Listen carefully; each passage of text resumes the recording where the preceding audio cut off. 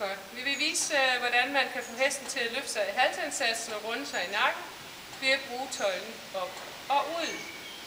Vi har en hest her, som er lidt åben i genassen, som er lidt langt nede. Så ved at jeg lader min albue blive under min skulder, eller blive tilbage i mit sæde og løfter opad og udad, så kan jeg få rundet hesten. Jeg kan korte tøjlen på vej ned, og så længe hesten holder sin form, så behøver jeg ikke at gøre mere, så kan jeg holde hænderne nede.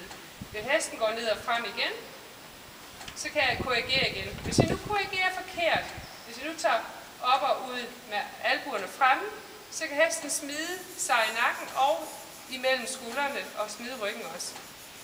Så vi prøver igen. En anden fejlkilde, der kan være, det er, at man vil korrigere hesten ved, at man vender sig fremad. Og så sker det samme. En tredje ting, der kan ske, det er, at man løfter op og ud, og så giver fingrene.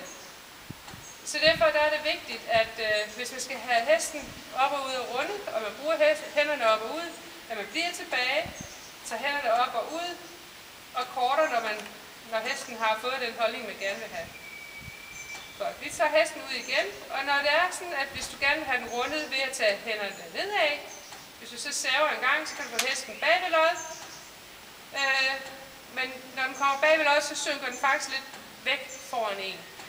Så det vil vi ikke. Vi vil gerne have, at hesten den kommer op i halsstykket her, så den bliver lettere på sin forpart, og derved lettere at ride. Jeg håber, det kan give inspiration til at bruge tøjlen på den måde. Hej!